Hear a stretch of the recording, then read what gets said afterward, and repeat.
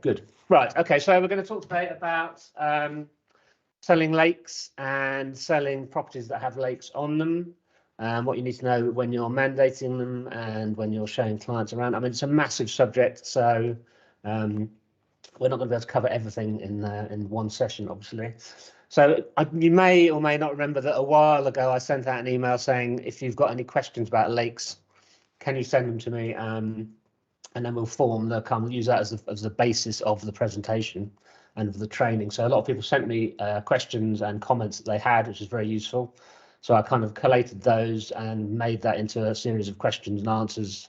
And then I sat down with a local guy who is a lake expert who owns a few lakes around here and helps other people out who have lakes and goes and does devies and work on their lakes and that kind of thing.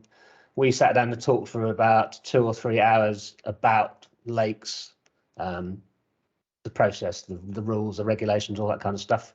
And then I formed that into this presentation as well. Also on this call is Zoe Gilbert. Hello, Zoe. Hello, there everyone. She is. Who is a member of the contracts department at head office and works exclusively on compromis de vente and follow-up for our team. So she has had a lot of experience in dealing with the legal side and the paperwork side of what is involved with lakes and selling lakes. So she will be able to step in on the more technical aspects of dealing with the DDT and all that kind of malarkey. So that's very useful. Before we start, does anyone have any lakes on their books? Nope. No. Okay. Or no one sold any properties with lakes recently? Couple of houses with lakes at the moment and 2 lakes that I need to confirm a valuation for, which are definitely non-conform. And how was the sale process with the lakes? Was it fairly straightforward or a pain in the I haven't sold a lake recently. The last time I sold a lake was years ago, but that was actually relatively okay because it was closed waters and conform. So happy days. Okay. All right. Hi, Kevin. Sorry, I have no lakes, but what is the definition of a lake as opposed to a big pond? We will get onto that almost straight away. Okay, thank you. So people are kind of scared about lakes and mandating lakes, but in reality, they're just kind of like any other property, really, but with just more regulations and a lot more paperwork. I think some of you have more lakes in your area than others. I mean, in the Limousin, there are, God knows, I think something like 30,000 lakes in the whole of the Limousin. Pricing is obviously going to be different across the country. I would guess, not knowing, but I would guess Brittany and the Limousin are going to be fairly similar price-wise. Normandy more expensive than Brittany, is that right? Is Normandy generally a bit more expensive than Brittany? Loire Valley, Charente-Maritime, again, a little bit more expensive, probably fewer lakes in the Charente-Maritime, but they do crop up from time to time. And the other thing to bear in mind is that a lot of this regulation is very regionalised, like a lot of stuff in France, like the SAFER. So there will be slightly different interpretations of the rules and the regulations from department to department. For example, in the Haute-Vienne, where I live, they're really strict about not allowing trees on a lake dam. Whereas if you go into the Dordogne, which is 5 minutes down the road, they're a bit more lax about the whole thing. So you really need to kind of get your local regulations nailed down so you know what's happening around where you live. So I think a useful way to think of lakes is kind of like fosse septique and plus-value, which kind of sounds like a bit of a weird thing to say, but in the same way that you would hopefully never offer detailed advice to a vendor on a septic tank installation, or detailed advice to a vendor on the capital gains implications of what they're doing and what can and can't be offset against capital gains. Then the same is pretty much true of lakes. You're going to need some kind of input from other people. So you will need to speak to the notaires. It's the notaire is the most important person. As long as the notaire is happy, he will be, or she will be, the person that will decide what can be processed as a sale and whether the lake can be sold. You'll need help from local lake experts, people who understand lakes, understand how to make lakes conform, the kind of works that will be needed to be done, who can produce devies for those works. You will also deal with the government bodies pertaining to lakes. So the DDT, the Lake Police, the River Police. And you will need to know some local artisans who will be able to actually do the work on those lakes. So the idea today is to give you kind of an overview and point you in the right direction. Like I say, not to make you a kind of super expert on lakes. So there's quite a lot of areas to get through. So I've split it up as best as I can. So we will talk about a little bit about definitions and types of lakes, some of the paperwork that might be required for a sale, some technical information about lakes and some of the potential works that could be needed on a lake, a little bit about running a fishing business, and then a little bit at the end about valuing a lake property, which again is kind of very difficult to do in a general way, because A, every property is different, and B, the prices vary across France. So you might kind of think, why do I need to know about running a fishing business? But I'm not going to try and show you how to run a fishing business, but it's just to give you a kind of overview of what it is that clients might be looking for if they're coming over to run a fishing business themselves, or if a vendor's looking to sell one. So if we start with definitions and types of lakes. So here we go, this should answer your question, hopefully. A pond is a body of water that's less than 1,000 square meters. It's fed only by a source or rainwater or runoff, is therefore not part of a watercourse, and is therefore not subject to regulations. So that 1,000 square meters is a maximum size. So if you've got a small pond in the middle of a field that's just fed with runoff from the field around it, you need to know what the maximum size of that pond is. Presumably it's going to be bigger in the winter when there's more rain. In the summer it will shrink in size. So it's that 1,000 meters is the maximum size for that body of water throughout the course of the year. A lake is a natural or man-made body of water fed by a source, stream, river, or other bodies of water. The majority of lakes are river or stream fed.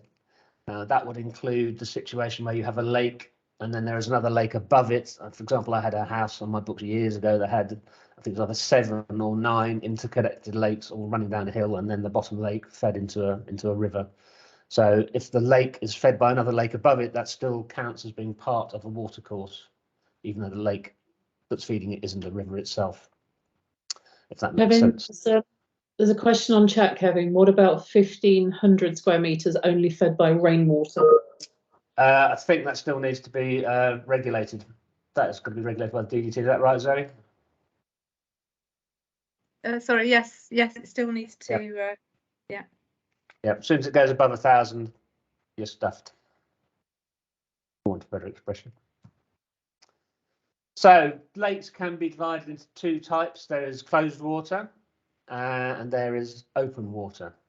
So with closed water, what you've done is you've effectively isolated the body of water from the watercourse. So there will be no license required to fish that lake, or for your guests or your clients to fish that lake. You can make your own rules about the fishing, and you own the water and the fish, which might sound a bit bizarre, but I'll explain that in a bit. So for example, because it is your water, you will get a letter from the fire brigade asking you for permission to take water from your lake if there's a forest fire nearby. Whereas if it was closed water, open water, they would just be able to come and take the water without asking you. So the status, whether a lake is closed water or open water, is decided by the DDT. So open water, the license required to fish in those lakes, and you don't own the fish or the water. Now that sounds a bit bizarre, but if I show you this diagram, it might explain things a little bit better. So this is a kind of very straightforward, high-level schematic of what an open water lake might look like. So in the middle, you've got your lake, you've got your stream feeding in from the right, and then your stream feeding out again from the left. So the water and the fish are coming into the stream, into the lake, swimming about a bit if they want, and then swimming out again stream on the other side. So that is open water. If you own that, you don't own the water, and you obviously don't own the fish because there's no control over the fish. So to make that a closed water lake, you would look at a situation something like that. So effectively what you've done is create a thing called a derivation, which is basically a bypass for the lake.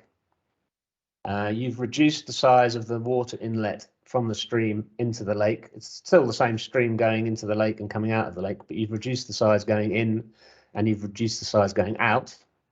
And you've also installed fish traps on the lake as the water comes in and on the lake as the water goes out. So the water and the fish that are coming up the stream will naturally be forced around the derivation. The derivation has to be bigger than the feed into the lake, so the water is generally forced to go around the derivation rather than going into the lake. So those fish will go around the derivation and then out the other side without even touching your lake, which means that those fish that you put in your lake are inevitably going to remain in your lake because they can't get out. So at that point, they are your fish.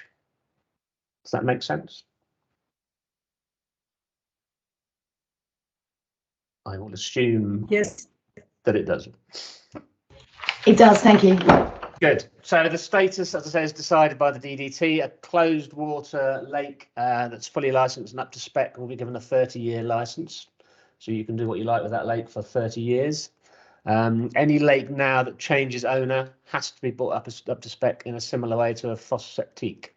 And the works required on that lake will depend on the type of usage set out in the application, which means what you want to do with the lake kind of dictates what works will be need to be done to the lake, and that will all come under the umbrella of the dossier that's created with the DDT, and they will tell you what needs to be done and what it is you have to do to get that lake up to spec.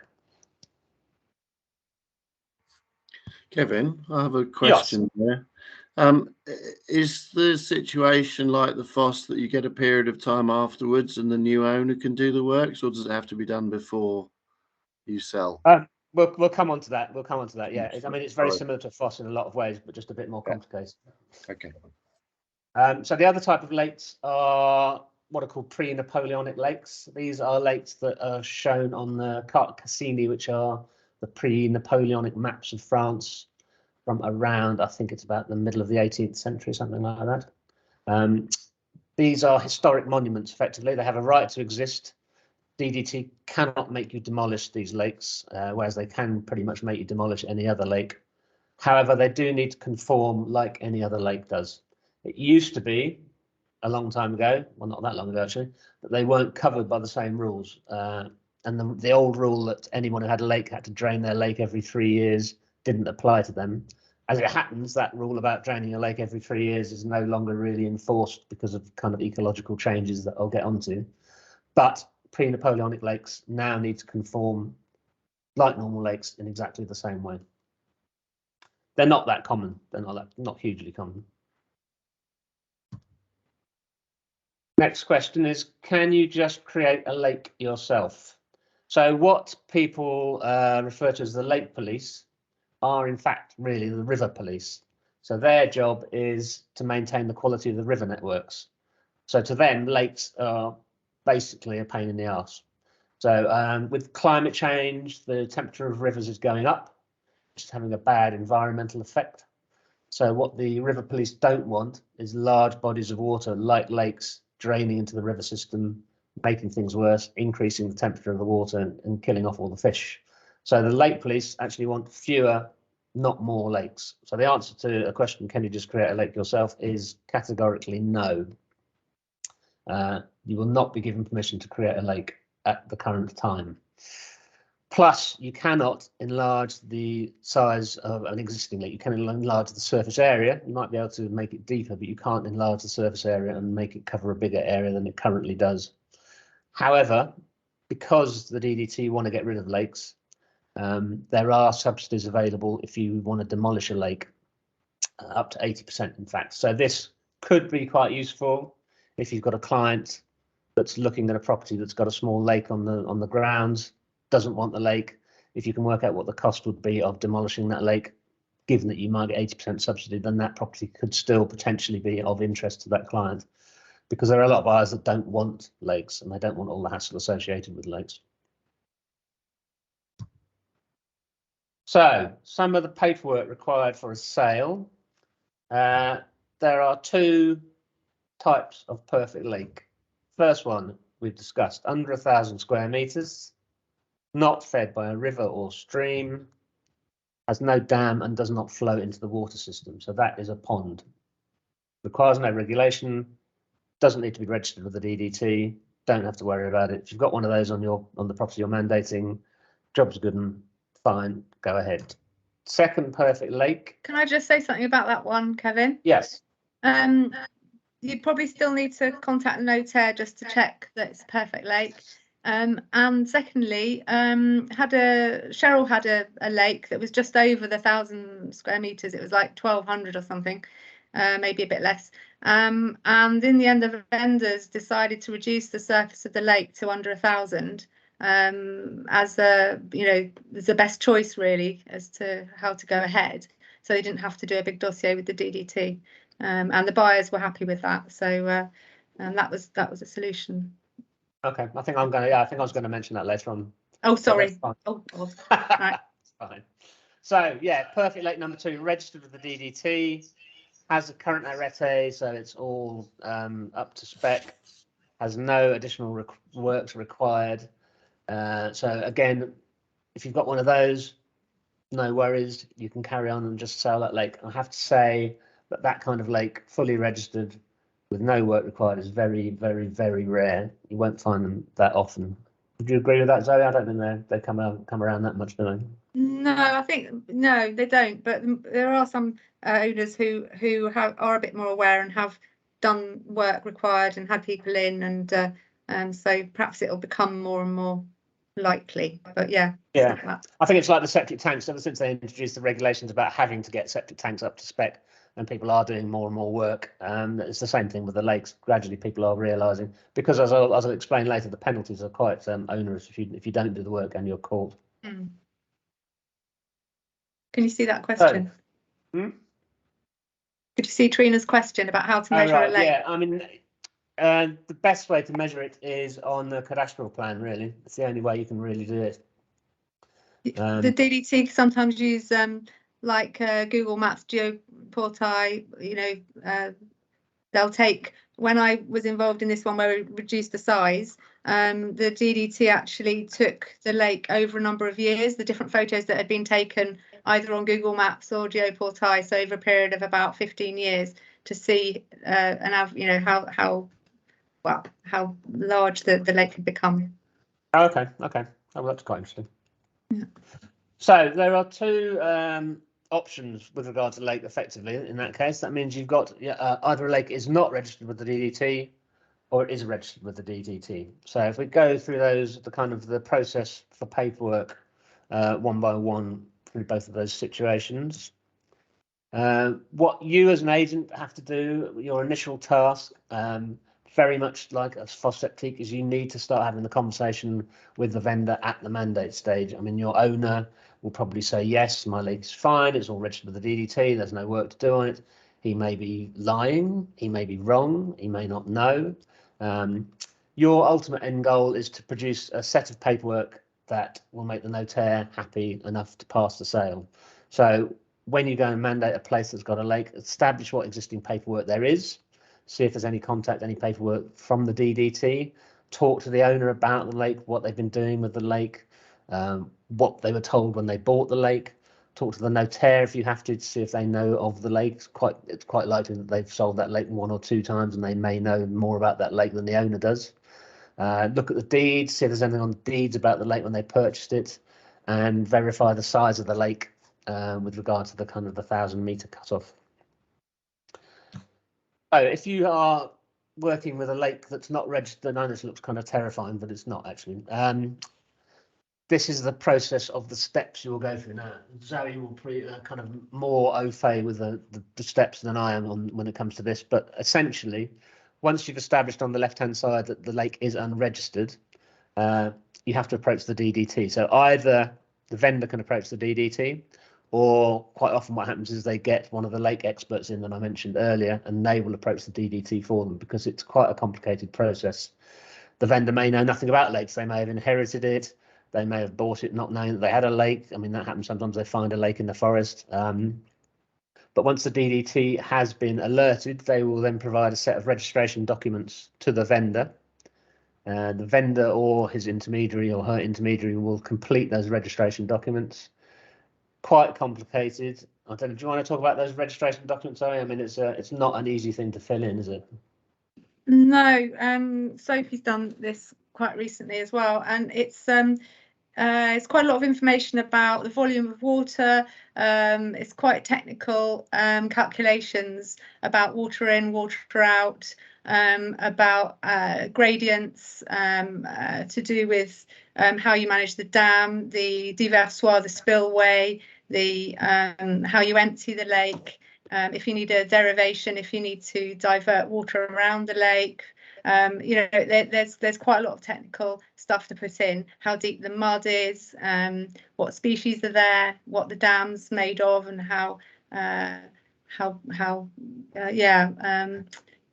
thick it is. Yeah, it is quite technical.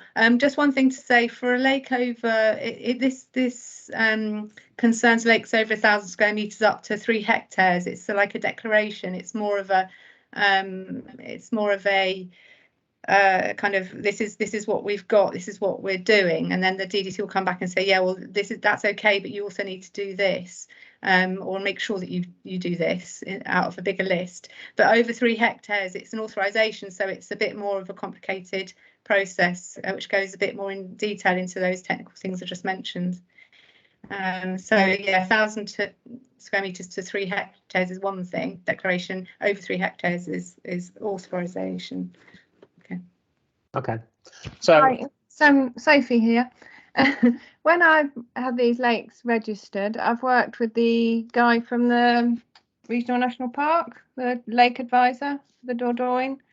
So he's come out and he's filled in the application form with me, well, for me really. So he's assessed, you know, the depth of the lake and all the details of the dig and everything. So but he doesn't work for DDT, does he? No, he works for the Regional National Park. Right. Yeah. I mean, if you've got kind of a local tame expert who's not working for the DDT, who works for another department, then that's great. I mean, there's a biodiversity department in the OVN now that you may be able to find someone there, for example, in this area, who might be able to help you with lakes. I mean, it's going to depend on your local area again, who's doing what and who's responsible for what.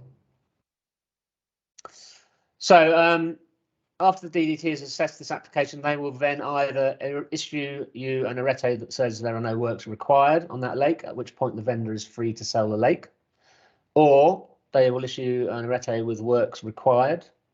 At that point, it becomes again like a septic tank. The vendor will need to source at least 1, preferably 2 devis for those works on that lake.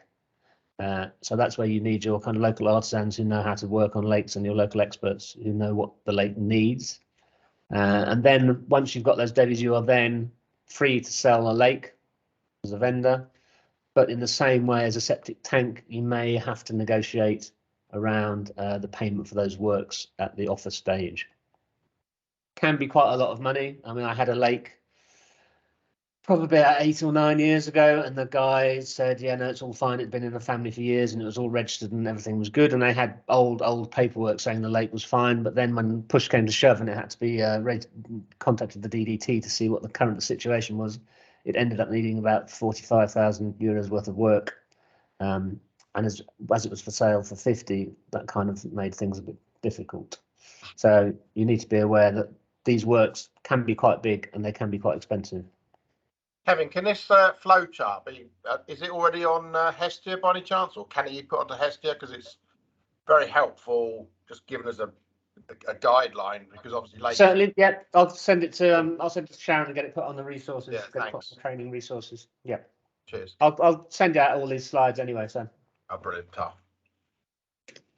Can I come in there? Yes. Just coming back to on your flow chart, the list, the DDT issuing the arrêté with works or not. What the arrêté looks like is a list of requirements that the lake needs to comply with, and so it's not always easy to know whether that list of works to create to bring the lake up to scratch in terms of regulations, whether they've they exist or they don't exist. And so that's a really tricky question for you or sometimes a vendor to establish. So the list won't say you need to do these works. It'll just say these are the works, or this is what the lake needs to be like in order for it to comply with the regulations. And so then you have to go down the list and say to the vendor, well, have you done that? Does this exist? Have you got that at this particular lake? And they'll say, oh yes, yes, yes. And you'll think, don't know that I'm that confident. And that's where your expert, needs to come back in to identify whether the lake that exists actually sort of complies with that list of things that are required for that kind of lake within the regulations. And so that's quite an important thing there to establish. It's not easy for an agent to do that.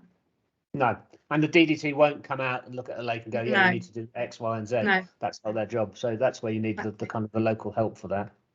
Yeah. So most notaires will not handle sales anymore for unregistered lakes. I mean, at a bare minimum, a lake will have to be registered with the DDT for them to even contemplate putting it through. I think you sold one, Sophie, didn't you? You sold an unregistered lake. She may have done. Yeah, I think there was still. Oh, go on. Sorry. I don't know. We've always registered them before the sales come through. Okay. But yeah, non-conforming and without devies before, but not unregistered. Okay. So the second option is you have a lake that's already registered with the DDT. Once you've established that that lake is registered, your first best step is probably as a vendor or as an agent to contact the notaire to say to them, all the current documentation you have for this lake from the previous sale and from the documentation I can give you, is that acceptable to you to sell, for me to sell this lake? The notaire hopefully will go, yes, that's all fine. I love all your documentation. This is good to go. At which point you are free to sell the lake as a vendor. And then the vendor or the notaire will contact the DDT to inform them that there has been a change of ownership. If the notaire says no, this paperwork is not sufficient for you to sell this lake, your next step will be as a vendor to contact the expert to establish those works that are needed. Contact the DDT after you've done that to verify that those works will be happy. They will be happy for those works to have to go ahead and for that lake to then be sellable with those works done. And then in the same way, you will need to source devies for the works. So once you've sourced those devies, either the vendor carries out the work themselves, at which point they're free to sell the lake, or the vendor does not carry out the work. And again, the vendor's free to sell the lake, but the payment for those works may form part of the negotiation. But somebody's got their hand up. Who's got their hand up? Maggie. Hi. I'm literally just got a situation whereby the notaire that is doing the selling is happy to have a devi without the hydraulics report, but the notaire who is acting on behalf of the buyers wants the hydraulics report to be carried out. So I've got a situation whereby the buyers are now going to pay the £2,500 or euros required for the hydraulics report, and yet my concern is if they then decide it's too much money or what have you, what happens legally, because they've already forked out this money or agreed to pay for this. Does that mean they've just lost their €2,500 euros? I mean, I would guess that it would be a similar situation to somebody organising a survey on a house, realising that there's subsidence, and then not buying the house. You will have the survey will be kind of a sunk cost, and you'll have lost that money. That's fine. So that's their responsibility. Yep. No, that's fine. Thank you. I mean, would you agree with that, Zoe? That sounds pretty similar. Yeah, I would. It's interesting. Yeah. The vendor's notaire is not being very helpful there. No, strangely. So so as Zoe said, there can be issues here. So say, for example, the vendor does carry out the work. How you then prove that work is sufficient for the DDT becomes a bit of an issue, because they won't come out and check it. but you kind of have to cross that bridge when you get to it, really. It all comes down to the notaire. I mean, this is your ultimate goal, is to make the notaire happy, like with most things. So, penalties. So the key message for your vendors is to keep in contact with the DDT. There aren't enough staff at the DDT anywhere in France. If they pull your dossier off the shelf and they see that you've been in touch over a period of years, you've sent them diagrams of the work you've undertaken, you've applied to drain the lake, that you've kind of kept in touch and told them what you're doing, then they will probably ignore you and put your dossier back on the shelf. However, if they pull your dossier off the shelf and have to blow the accumulated dust of 20 years off it, then they are more likely to come out and see what it is that you're doing. Now, the penalties can be very severe. When I was talking to the guy, the lake expert guy, recently, he said he was prosecuted for letting silt out of his lake into the river system. In the end, they fought it and they beat it. The lake police had got it all wrong. But the penalty for that infraction was up to €20,000 fine or 6 months in prison. So it's quite serious. I personally wouldn't want to spend 6 months in a French prison. I don't think anyone would. So, you know, they're not messing about. So the penalties are severe, and it's very important that people do the work, because it can be terrible things can happen. The dam wall can fall down, and the farmer's field can get flooded, and he can lose all his crops and all this kind of stuff. So it's a big deal. So some of the technical information. Hang on, what's Lisa? They do often come out and inspect. Oh, okay. So that's interesting. So in the Grand West, they will come out and do that work. So yeah, just show that it's different across the whole country. So some of the. Sorry, go on. There are many fewer lakes to inspect, so perhaps that's why. That's true. There's quite a few in Brittany. And I remember the reason we kind of moved to France. I saw one of those new Life in the Sun type programs 20 years ago about some bloke who bought a fishing lake in Brittany, I think. Yeah, he's in prison now. Good. That's where he deserves to be. All right, so some of the technical information and potential works that you might need on a lake. There are basically two states for a lake to be in. It can either be full of water or it can be empty, which sounds a bit mad. But it's probably the most important aspect of owning a lake. So all the work and the regulations that you follow are designed to get you to the point where you can legally drain the lake. If you've got a lake full of water and you want to empty it, you need permission. You have to fill out paperwork with the DDT in order to do that. Cold water versus warm water. So we touched on this briefly. The DDT require that cold water be drained from your lake into the river system, not warm water. This is to do with the ecology of the river system. As I said, climate change is making the water heat up. So if you do drain a lake, they don't want warm water going into the system and heating the river up even more. They want cold water. Stop the fish being killed.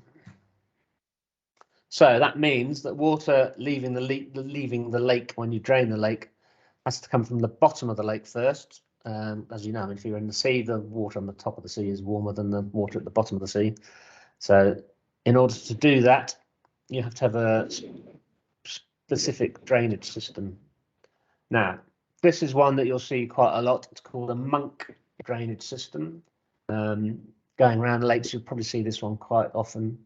Essentially, what you've got there is a concrete tower in the lake with a pipe at the bottom that feeds through the dam wall into the lake overflow and then out into the river system.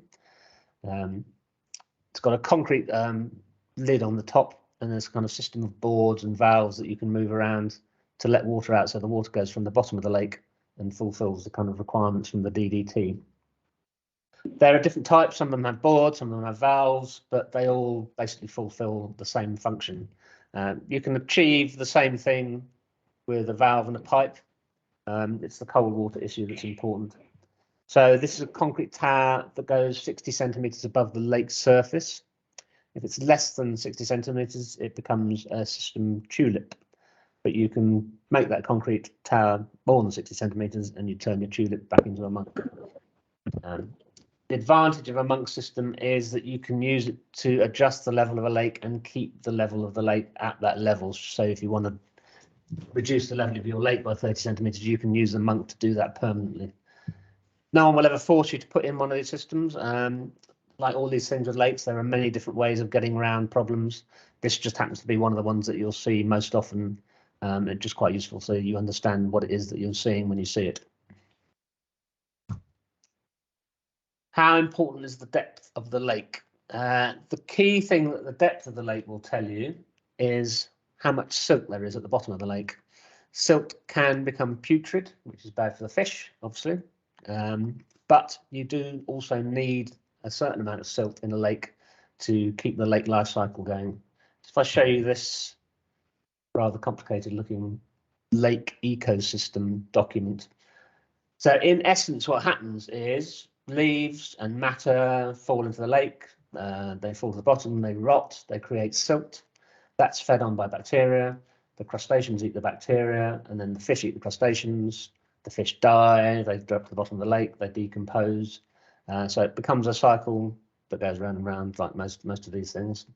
So you do want some silt in your lake, but not too much because it can go putrid. Plus, when you're draining a lake, you're only allowed 1 gram of silt per litre of water to leave the lake and enter the river system. So when I said you can't enlarge a lake in terms of its surface area, that's true, but what you can do is you can make your lake deeper. So if you have an old lake that hasn't been drained for ages with meters and meters of silt at the bottom and you drain it, you can dig that silt out, and what some people do is they will then basically build up the sides of the lake using that silt to effectively make the lake bigger by making the lake deeper, which means it can hold more fish. So the maintenance of this ecosystem is what's kind of loosely referred to as lake management. It's complicated, it's a skill.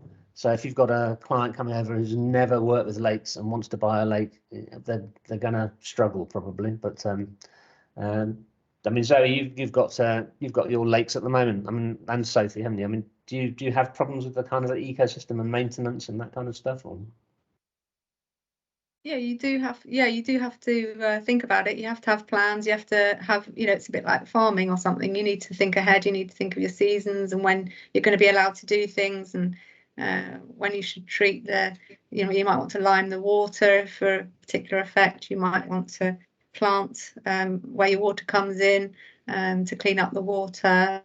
Yeah, there's quite a lot of management. And then again, and also if you're aiming to breed fish or manage your fish stock for some reason, that's another angle as well. Yeah. And if you've got a big lake, then you have to think about the other sort of side of the ecology that you've got in your diagrams as well, the invertebrates and the migratory species, which is what the derivation is for, to allow migratory species without getting blocked in the lake. They can travel up the stream. Yeah, there are lots of different aspects. Yeah. Okay, so runoff pollution was another question that was asked. You've got a problem with chemicals from farmers' fields or chlorine from swimming pools that are being emptied, somehow getting into the water system. Is there anything you can do about that? Very little you can do about that, I'm afraid, other than like a septic tank. You can install a reed bed in your inlet. So if it's water that's coming in through the system, then at least that will get filtered. It's runoff from a farmer's field that adjoins your lake. Not a great deal you can do about it. So that's why it's important to know who owns the land around the lake if you don't own it yourself.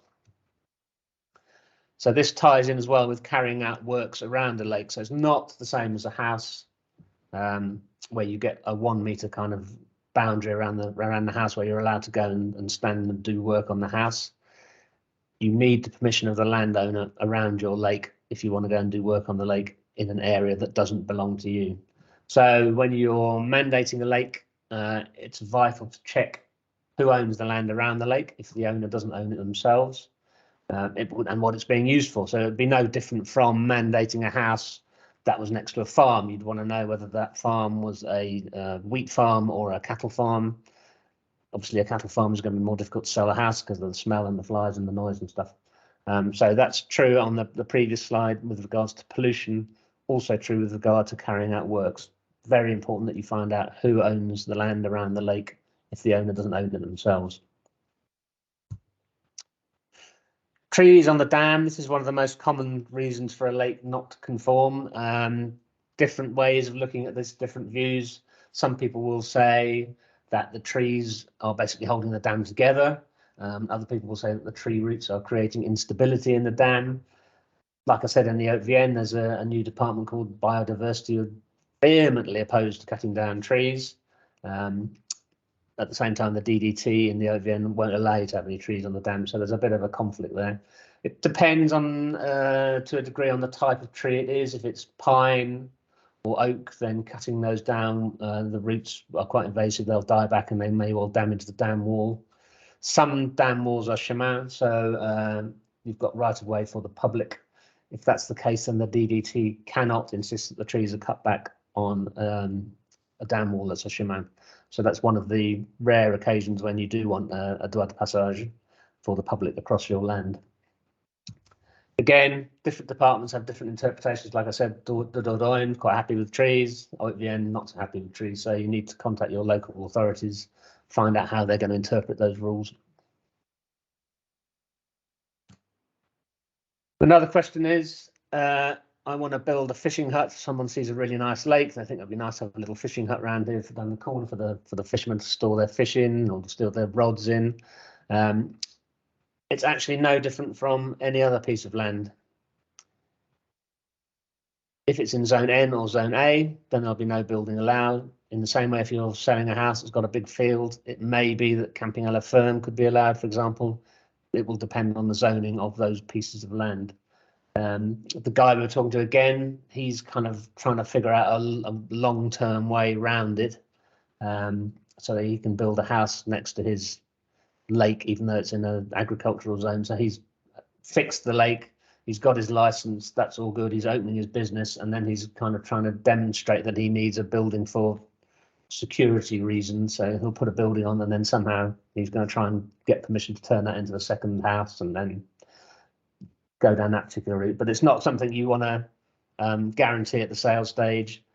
Very tricky for suspensive clauses. You don't want to sell a house with a suspensive clause saying yes, they'll be able to build something by the lake if it's in zone N or zone A, because they almost certainly won't.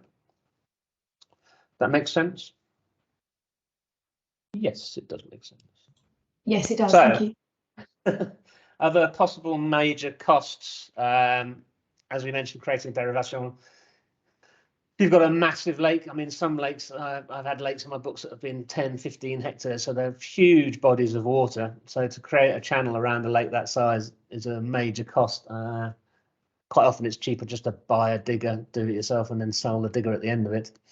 There are ways around it where you don't have to create a derivation. It depends on how the lake's configured. It depends on the local regulations. Again, this is where you need the input from your local major lake expert. Quite often you'll be asked to increase the size of the dam overflow. Again, that's quite a big piece of work to do. All the grills in the lake to stop the fish and that kind of thing, they all need to be metal. It used to be that they were quite often made in wood and rotted away. And that overflow now has to be built in concrete, not blockwork. So again, that's a big piece of thing to build, and a lot of concrete and a lot of work and a lot of money. Other possible costs, you have to have a 40-centimetre gap between the water level to the top of the dam wall at high water. So you need to be able to control the level of the lake, as we said earlier, with the monk drainage system or some other kind of drainage system. The other thing to look out for is any erosion of the dam wall on the water side. So if you can see the dam wall being eroded away when you're looking around the lake, that's a kind of red flag. There's ways you can fix that. I've seen dams where they've just put loads and loads of massive boulders into the dam wall to stop that happening. And if you have got a derivation, there needs to be a 2.5 metre gap between that derivation and the lake. So if there's an old one that doesn't conform, a new one will have to be built. So again, every lake is different. The key things to remember that they're usually different ways of doing things. The DDT won't try and find ways around the situation to help you, but they will potentially accept situations or solutions that you've come up with in this area. As I say, it sounds like they're a bit more friendly in the Grand West. But the key message is regarding lake management: get advice. So tell your owners and your buyers to join the Lake Owners Association. They will help with insurance. They'll help with the DDT dossier. Their job is to protect the right of the lake owners. There's no two lakes the same, and it's a very complicated kind of process. You know, even something simple as like you would think cutting trees down on the side of a lake would be a good thing because it would create more space and allow you to walk around the lake. But again, something like that can alter the ecology of a lake because you're exposing the lake to more sun, so the water temperature goes up. It creates more bacteria. Or on the other hand, if you've got oaks by the side of a tree, a grown oak will drink about 250, 300 litres of water a day. So if you've got a very minimal source of water coming into your lake, getting rid of a couple of trees is a good way to increase the amount of water that's actually in the lake. So all these things kind of need to be taken into consideration. I've had a little look round, and there seems to be some kind of association in most departments. So there's one I found in Normandy, the Poitou-Charentes-Vendée. There's the Syndicat des Étangs in the Haute-Vienne. One in Brittany, the Creuse, Pays de la Loire, Val de Loire. So I've kind of covered some of the departments that are operated by people on this call. Has anyone had any kind of dealings with these kind of people? No. Another hand up. Is that you? Is that another hand, Maggie? Or is that an old hand? I have, yeah. And were they quite helpful, did you find? Yeah, well, I've used it for my own property, funny enough, because we've got a water mill. So when we started renovating it years ago, we had to talk to, I'm in the Poitou-Charentes, so we talked to them quite a lot. And the water police come around ever such a lot to visit us. Oh, really? They do, yeah, they do. Lately, about 3 months ago, we were visited by them, and they have a proposition for our area. It might just be very local to Pon, I'm not sure, in 17,800. But they wanted us to pay 35 to 45,000 euros for some river management that they want to do. And they were asking us and all the local mill owners to pay for it. Oh, really? Wow. Yeah, which was a real shock. And they gave us 2 propositions that we had to read through, big projects that we had to read through. And basically we went back to them and said, we can't afford to do that. We can't afford it. So they've gone away again to rethink it over, but there might be a time where we have to pay it. And is that because it's a mill and there's a kind of a river running through the property as well? Or is it yes, there is. Yeah, we're in the centre of Pon, but we're on the River Sonia, and they're saying that there's problems with the channels and the drainage of the channels, and they want to enhance the drainage channels right by where we live. We've got Le Moulin Chaillot in Pon, and so they want to put levels in, like almost like a terracing in the river. But there's problems with local maize farmers who have been using for years to pump water from the river to use for their fields. So that's an added problem because we've just got so much less level of water than we had before. Seems a bit unfair to make you pay for rivers that you don't own. Yeah, we were really shocked. We were really shocked because we've got sluice gates and things like that, as I'm sure other people have seen with water mills have tried to sell. And we're really respectful with it. We always open and close them when we're supposed to. They come around and check, and they know our history. But to ask us to pay for something that's, you know, it can be up to hundreds of thousands. And in this case, I think it was about 40 to 50. Was a huge shock. Yeah, a huge shock. Oh, nightmare. Terrible. Yeah, so hoping that they'll just come back with another idea. Yeah. I mean, like I said before, it can be hellishly expensive, some of these works, because I mean, they are big things. They're big, you know, big lakes are a big item to deal with. So Maggie said that the DDT, the river chap for the DDT in Guéret, he will actually come out and does the report and tell you the costs and fill in the application. So if you've got one of those, buy them a bottle of wine every Christmas. That would be my advice.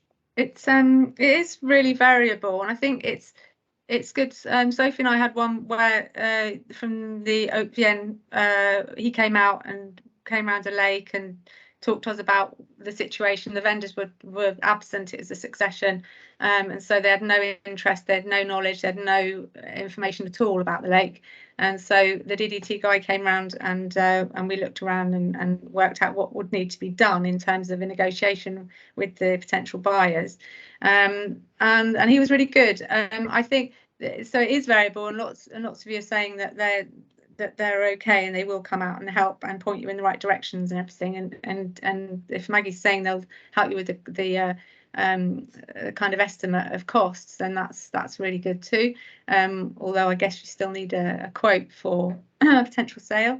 And I think it's after, when you've done all the work and the lake is sort of up to scratch, then how do you judge that? How do you guarantee to a buyer that it is, especially if you've done the work yourself as a lake owner? If you've got factures from companies that have done the work, or someone that came to do the work, it's not quite as complicated, because you'll have the list of things that they did or were supposed to have done.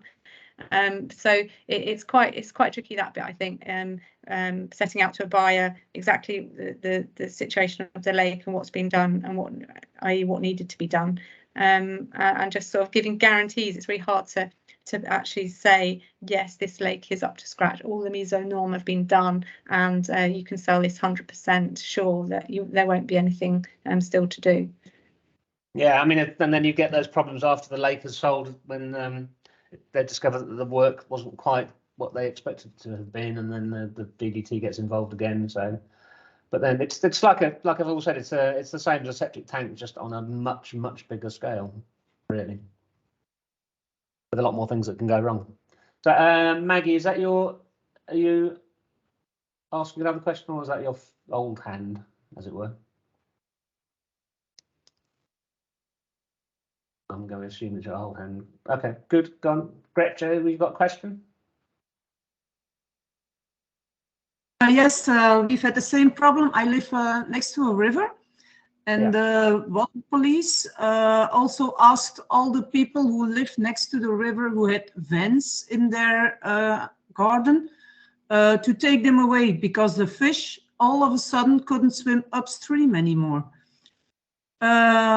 We refused to do the work ourselves because it was going to be too much of costs. And all the other houses who live next to the river also refused to do it. And so now at the end, we found a solution that we paid only a part of the work that need to be done. And the water police and the government paid the rest. So maybe if several people who have lakes in the area, you could all work together, you can find a solution that you don't have to pay all the costs of the work that needs to be done. Yeah, I mean, I guess this is where the local lake association may be able to help you out. You know, if they see that kind of lake owners are being penalised, then they might be able to step in and give you some advice, or not, but they won't give you any money. I'm pretty certain of that, but they may be able to help you out with advice and point you in the right direction to go in. So yours is all sorted out now, Chris. It's all fine. Yes, the work has been done, and we paid only a part of it, and the rest was paid by the government. Okay, brilliant. Ben, you got a question? Yeah, it was just really a quick one. With the FOSS septic, and I know someone brought this up earlier, you get 12 months to do the work. So what happens if you've got all the devs in, everything's in? How long does the new owner get, or don't they get any time at all?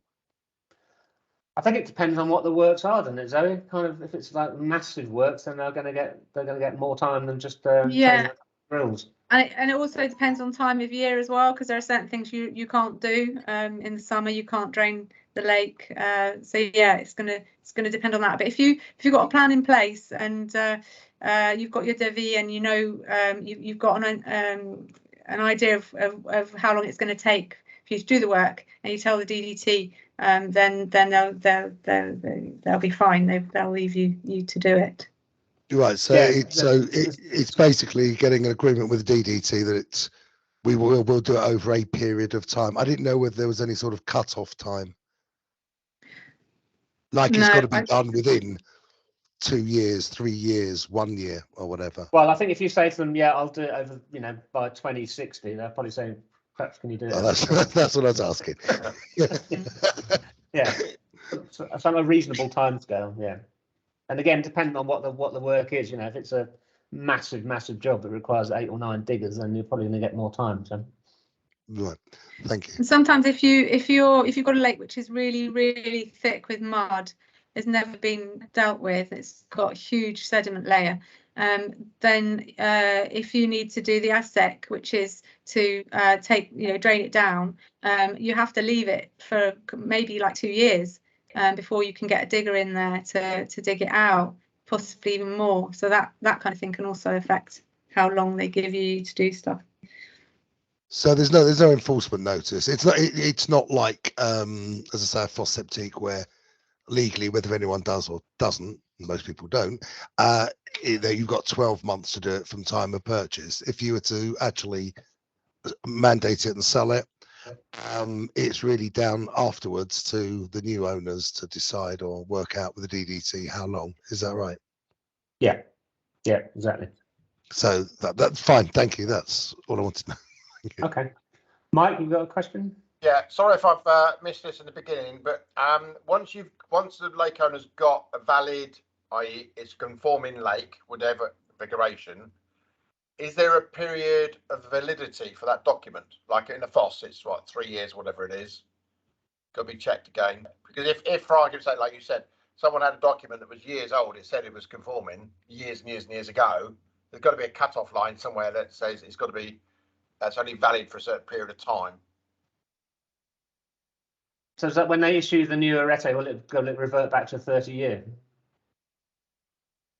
As though it's 30, so literally if it passes today, it's now valid for 30 years, irrespective of what rules change with regulations and things like that. Well, yeah. You know what it might have to have stuff depending on, as you say, regulations change all the time. 2017, the biodiversity one, which has implications for the ecology, the migration, other things that live around the lake. So yeah, if it was a mesonorm pre 90s, you'll have to, or even more recent than that, you'll have to check that there isn't anything that needs doing. Yeah.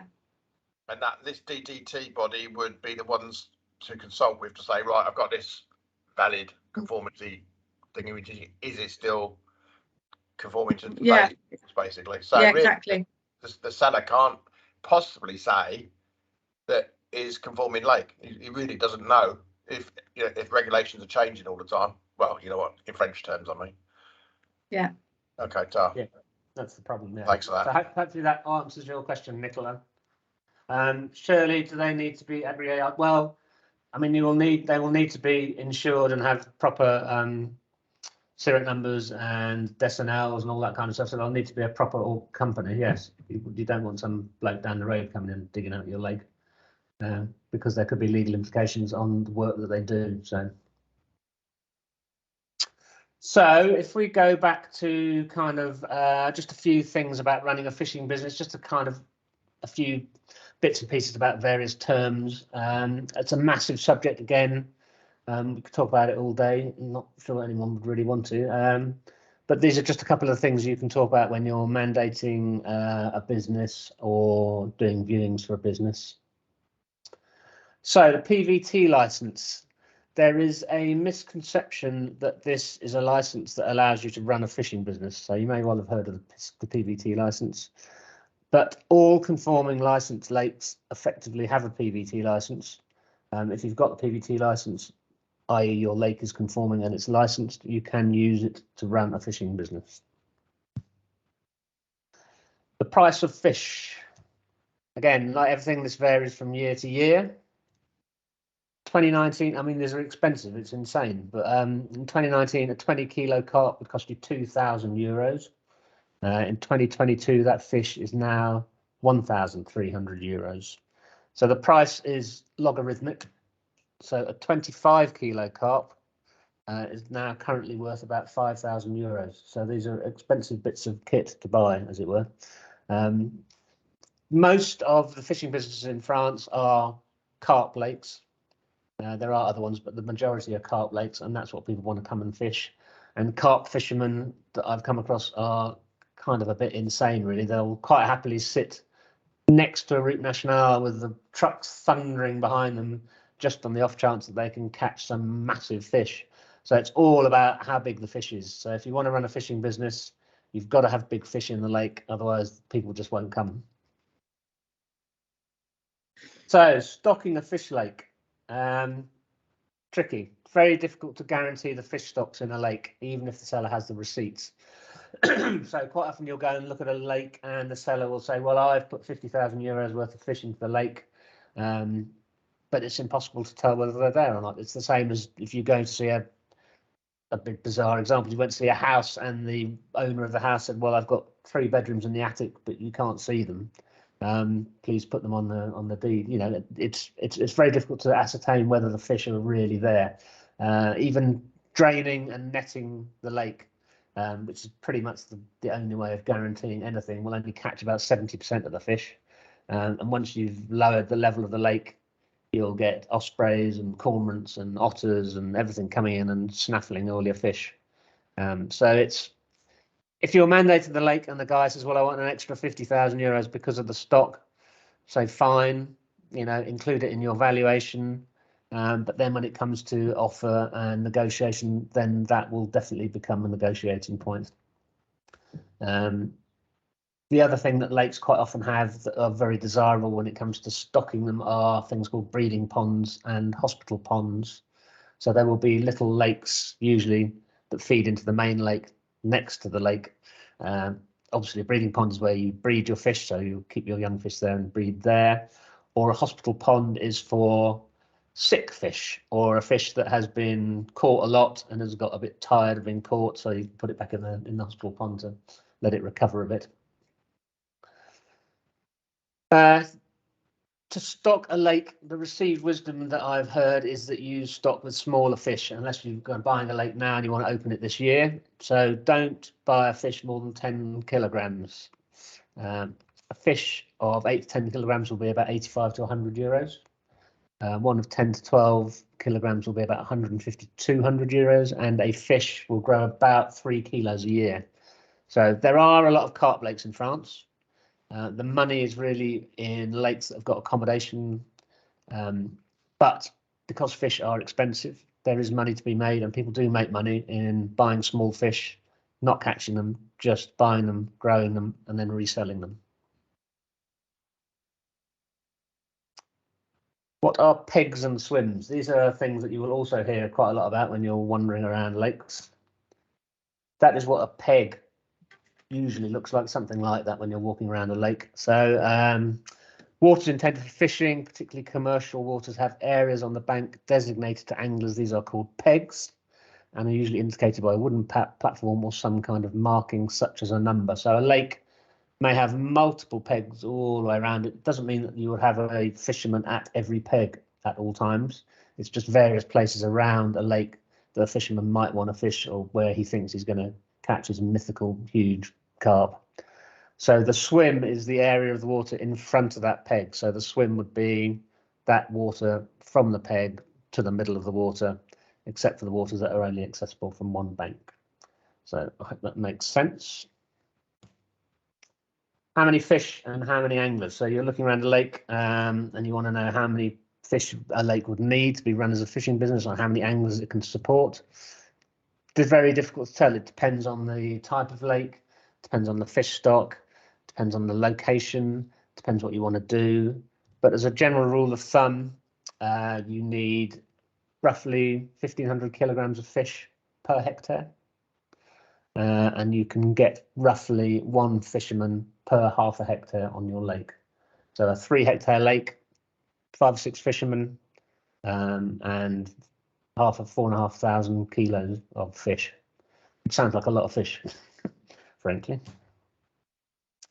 So we'll finish off with a little bit about valuing kind of lakes. It's very difficult. It's like any valuation. It's very tricky. I mean, I've been doing this job for 12 years now, and I still get valuations completely wrong, and I'm sure some of the experienced agents who are on the call will tell you.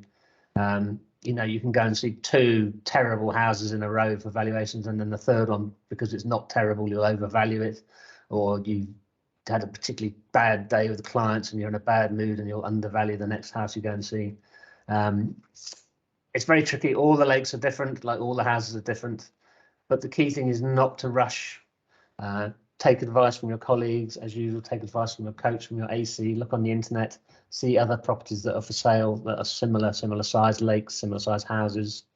And also, when you're mandating, probably don't try and pretend to the owners that you know everything about lakes. You'll probably get found out. It's better to say that you're not an expert, but you know enough to show clients around. As you will discover, lake owners love nothing more than explaining in excruciating detail the intricacies of the lake. But you can say, in kind of general terms, this is the kind of value progression of lake properties. So if you've got a lake on its own, it's obviously worth less than a lake with a house in the land that's not overlooking the lake. A house overlooking the lake is a nice thing to have. People who want the lake want the house overlooking the lake. That will be worth a little bit more. As soon as you add in a gîte, that ups the price again. If you've got a house with an existing business, again, that's worth more money. And then the kind of the key thing you want is a lake with the house, with the existing business, and with the gîtes. So they do sell. People like them. You know, it's a nice thing to have.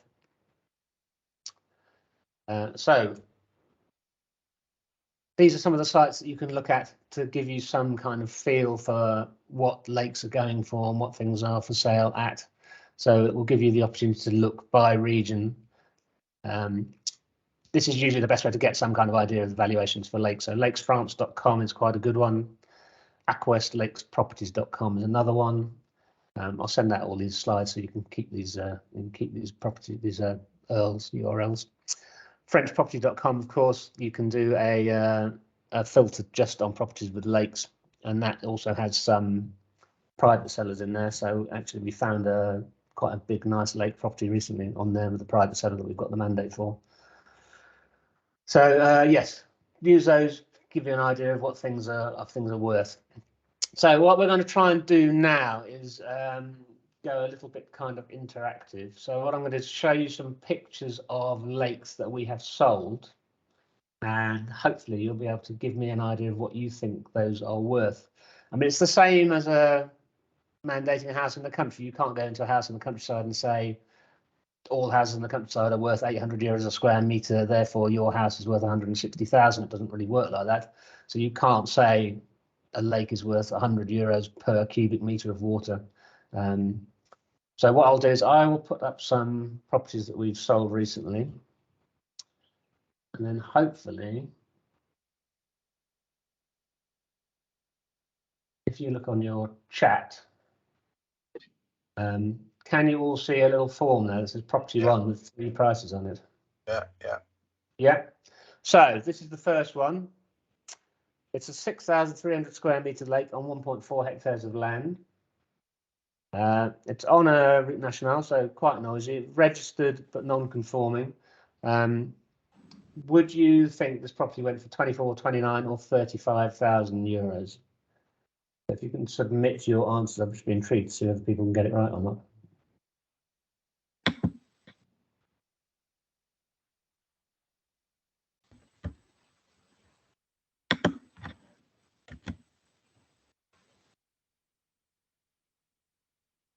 Okay, well, not bad, not bad. It actually went for 29,000, so. The next one, 9,000.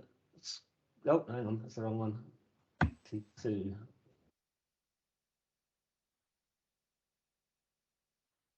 9,000 square metre lake on 2 hectares of land, registered but not non-conforming. 50, 55 or 65,000. I can get all these right, so I'm quite pleased about that.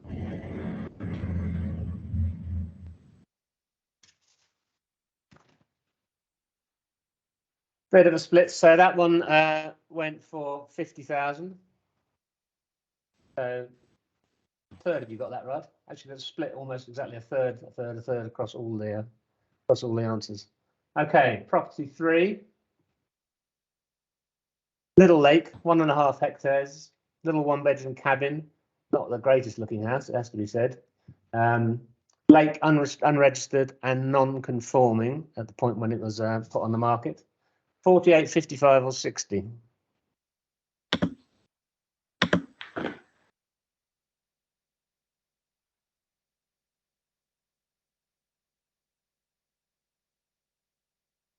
Okay, yeah, not doing too well on that one. That one went for 55,000. Okay, number 4. 2 lakes, 7,000 and 6,000 square meters on a tourist land. So you could potentially have some cabins. Plus you might be able to build an owner's house. Conforming lake. 82, 90 or 98.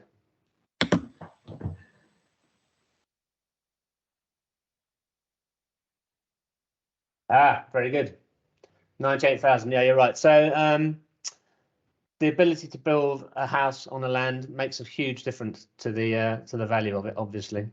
So this one, number 5, is a small, well, it's not that small, that's a 4-bedroom house overlooking a small lake. That wasn't a very big lake, 1.2 hectares. The lake registered but non-conforming.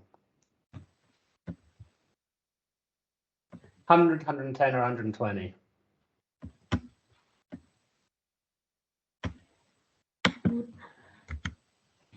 Now that one only went for 100,000. So what I'll do is I'll send all these out to you. So I mean, you can keep these, and that might give you an idea of. It might necessarily give you an idea of the value of properties in your area, but it might give you an idea of kind of the relative values of things relative to each other, if that makes sense. So number 6. This was a little fishing business with a little lodge, 1 hectare of land, a stock lake, registered business, but it did need 30,000 euros worth of work. So 129, 149, 169.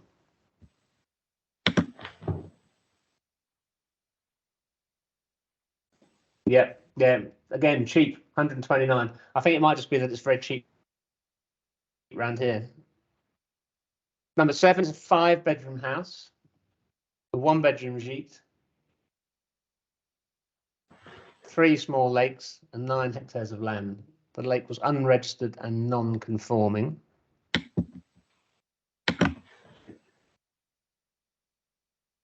Good. Yeah. 265,000. So you did pretty well on that one. Just a couple more. Property 8.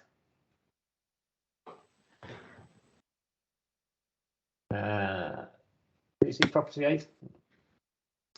308, 338 or 368,000.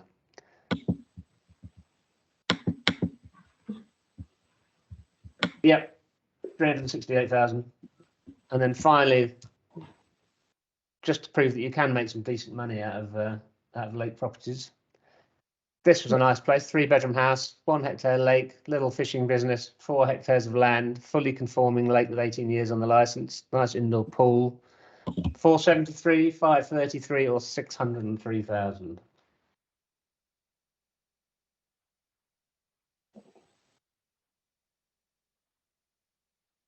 Yeah, very good. 533,000. So it's worth doing it. It's worth mandating lakes. I mean, it can be a pain. They can cause you all sorts of headaches, but you know, it's no different from anything else, really. We're at 12 o'clock now, so I know we kind of started a bit late, and I know people probably have other things to do, so we'll kind of call it a day there. Unless anyone has any other questions they want to ask or things they want to talk about. I've got one which is actually shared ownership. Does that create extra problems? What you mean, the lake is split in 2? Yeah, literally the cadastral line goes through the middle of it. Yeah, I've had that before. It's a nightmare, an absolute nightmare. Are you trying to sell the bit where with the dam or the bit where the water comes in? Well, I've sold it, but the DDT man had to come out and all that, and he said about the Napoleonic business, like you said, because it's been there for about 200 years, but it's not been ever registered. But he sorted it out with the chateau owner next door, yeah. Oh, really? Yeah. Yeah. But I mean, just wondered what extra problems you thought that was. I've only ever seen it once where it was a little lake and it was split down the middle, and I said, "There's no way you're going to be able to sell this," but it just goes to show that you can. I don't know are there any kind of legal implications, Zoe, from a compromis de vente perspective, or? Yeah, that's quite complicated. Yeah, you'd have to look at the specific situation, I think. Shame one of them can't buy the other one out, but that would Well, be because the boundary it included land as well that was split in half, so they're going to give up on the. Yeah. Well, in Anyway, theory, you can only sell the bit you own, so it has to be someone who's willing to buy it. With Yeah, but the shared complication was ownership. it had been registered, so both owners, they wouldn't allow just the person selling to fill in the forms. It had to be, and apparently there was a second lake where the chateau was, so they all had to sign it. But the chateau owner took it on himself to deal with them direct, so that was all right. That's amazing. I would expect a split lake to never ever sell. That's incredible. So it just goes to show. When was that? Is that quite recent, or?